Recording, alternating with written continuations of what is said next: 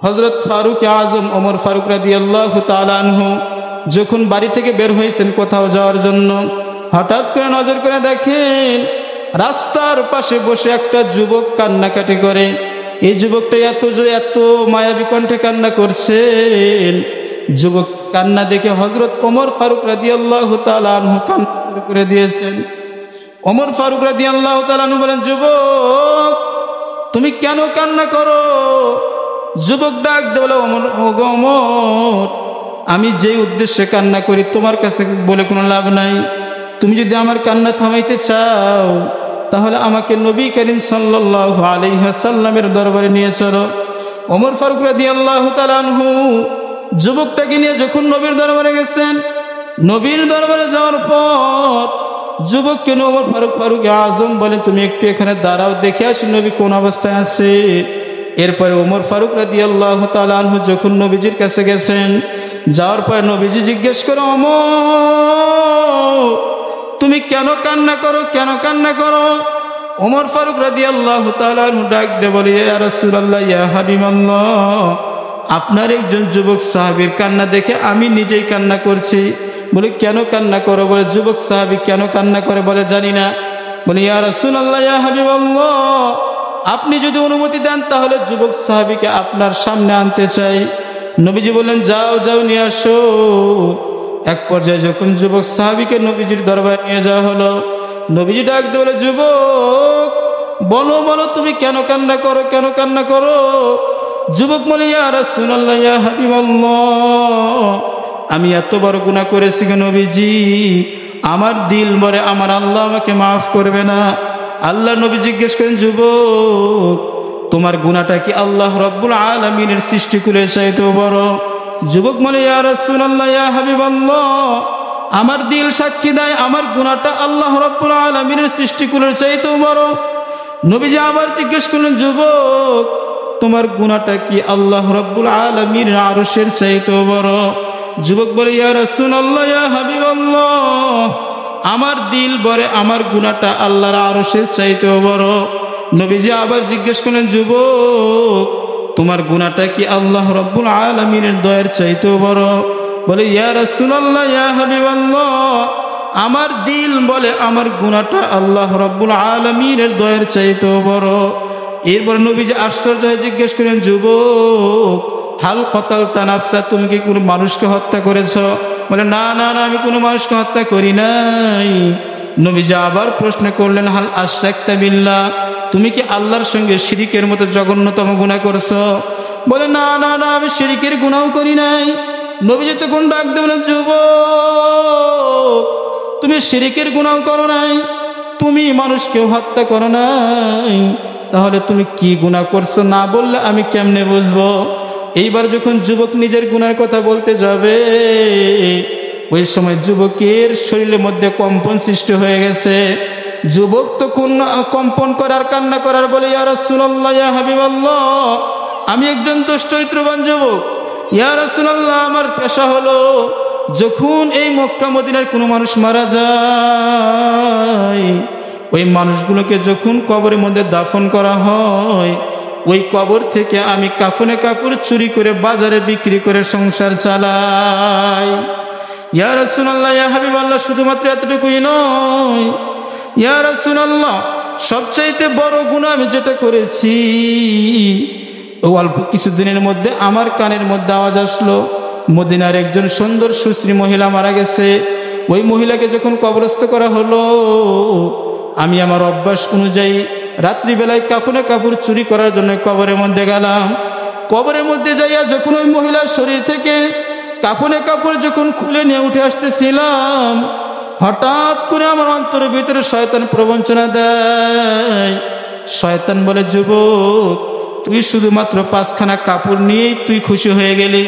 এ যুবক একটু পিছনের দিকে তাকায় দেখ, যেই মহিলার শরীর থেকে তুই কাফনে কাপড় চুরি করলি, এই মহিলা ছিল মদিনার ভিতরে সবচাইতে সুন্দরী সুশ্রী মহিলা।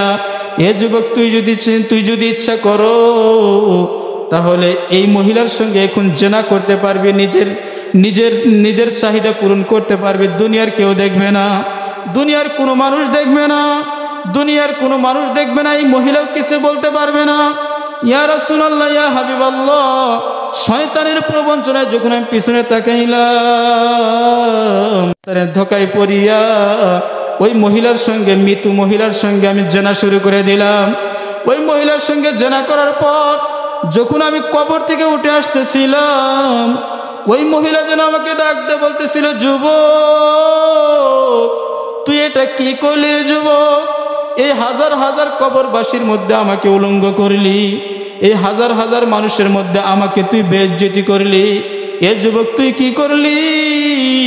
কিয়ামতের কঠিন ময়দানে আল্লাহ রাব্বুল আলামিনের দরবারে আমাকে নাপাক অবস্থায় ওঠার ব্যবস্থা করলি। ও নবীজি, এই কথাগুলো আমার অন্তরের ভিতরে গেঁথে গেছে, আমার অন্তরের ভিতরে ভয় ঢুকেছে। আমি জাহান্নামে ছাড়া তো আমার কোনো উপায় থাকবে না। ইয়া রাসূলুল্লাহ, ইয়া হাবিবাল্লাহ, আমি যে এত বড় গুনাহ করেছি, আপনি বলেন আমার আল্লাহ কি আমার এই গুনাহ মাফ করবেনি? আল্লাহ নবী শুধুমাত্র বলেছেন, যুবক, তোমার গুনাহটা আসলেই সাংঘাতিক গুনাহ। এই কথা বলার সঙ্গে সঙ্গে নবীজির দরবার থেকে যুবক চলে গেছে। হে মুসলমান, কিতাবের মধ্যে লেখা হয় 1 সপ্তাহ, 2 সপ্তাহ, 3 সপ্তাহ চলে যায়। এক পর্যায়ে 40 দিনের দিন হযরত জিবরাইল আলাইহিস সালাম নবীজির দরবারে হাজির হইয়া গেছে। 40 দিনের দিন নবীজির দরবারে জিবরাইল আলাইহিস সালাম হাজির হয়ে বলে, ইয়া রাসূলুল্লাহ, ইয়া হাবিবাল্লাহ, আল্লাহ রাব্বুল আলামিন আপনাকে সালাম জানাইছেন। আল্লাহর নবী বললেন, ওয়া আলাইকুমুস সালাম। জিবরাইল বললেন, আল্লাহ তাআলা আপনাকে 3টা প্রশ্ন করার কথা বলেছেন। বলে, কি প্রশ্ন? 1 নম্বর প্রশ্ন, গো নবীজি, আপনি বলেন তো দেখি, তাম পৃথিবীর সমস্ত মাখলুকাতের সৃষ্টিকর্তা আপনি নাকি আল্লাহ? আল্লাহ নবী বলেন, জিবরাইল, তাম পৃথিবীর সমস্ত সৃষ্টিকুলের মালিক আল্লাহ, এমনকি আমাকেও তো আল্লাহ তাআলা সৃষ্টি করেছেন। এইবার জিবরাইল বলেন, 2 নম্বর প্রশ্ন আল্লাহ তাআলা করতে বলেছেন, ওগো নবীজি, আপনি বলেন তো দেখি, তাম পৃথিবীর সমস্ত মাখলুকাতের রিজিক দাতা আপনি নাকি আল্লাহ? আল্লাহ নবী বললেন, তাম পৃথিবীর সমস্ত সৃষ্টিকুলের রিজিক দাতা আল্লাহ, এমনকি আমাকেও তো আল্লাহ তাআলা রিজিক দেয়। এবার জিবরাইল বলে, আল্লাহ তাআলা আরেকটা প্রশ্ন করতে বলেছেন। বলে, কি প্রশ্ন? বলো। এইবার জিবরাইল বলে, আল্লাহ তাআলা বলেছেন, সমস্ত মাখলুকাতকে ক্ষমা করেনওয়ালা আপনি নাকি আল্লাহ? আল্লাহ নবী ডাক বলে, জিবরাইল, তুমি কি প্রশ্ন করলে? তাম পৃথিবীর সমস্ত গুনাহগারকে ক্ষমা করেনওয়ালা আল্লাহ, এমনকি আমাকেও তো আল্লাহ তাআলা ক্ষমা করেছেন। ওই সময় জিবরাইল ডাক দিয়ে বলে, ইয়া রাসূলুল্লাহ, ইয়া হাবিবাল্লাহ, আজ থেকে 40 দিন পূর্বে একটা যুবক আপনার দরবারে এসেছিল। আসার পরে আপনার কাছে গুনার কথা বলেছিল। আপনার কাছে তার গুনার কথা বর্ণনা করার পর আপনি বলেছিলেন, তোমার গুনাহ তো বড় সাংঘাতিক গুনাহ। ইয়া রাসূলুল্লাহ, ইয়া হাবিবাল্লাহ, আপনি যে বলেছেন তোমার গুনাহ তো বড় সাংঘাতিক গুনাহ, এই কথা বলার পর যুবক আপনার দরবার থেকে আজ থেকে 40 দিন আগে চলে গেছে। ওই যে যুবক উঁচু পাহাড়ের উপরে উঠছে, আজকে 40 দিন হইয়া যায়। যুবক উঁচু পাহাড়ের উপরে উঠিয়া আল্লাহ রাব্বুল আলামিনকে ডেকে বলে, আল্লাহ, আমি জানি আমার মতো বড় গুনাহগার কেউ নাই। আমি যে গুনাহ করছি গুনাহ ক্ষমার অযোগ্য গুনাহ, কিন্তু আল্লাহ, আমি পাহাড়ের উপরে আসিয়া উঠতে উঠতে উঁচু পাহাড়ে এসেছি। এর চাইতে উঁচু যদি কোনো পাহাড় থাকতো তার উপরে উঠেও তোমার কাছে মাপ চাইতাম, কিন্তু এর চাইতে উঁচু পাহাড় তো মদিনার মক্কার মধ্যে নাই। এই কথা বলে আর দোয়া করতেছেন। ওই সাহাবী, আপনার যুবক সাহাবী, আজকে 40 দিন যাবত না খেয়ে কান্নাকাটি করতে করতে চোখের ধার দিয়ে নালা তৈরি হয়ে গেছে, না খেয়ে খেয়ে কঙ্কালের মতো হয়ে গেছে।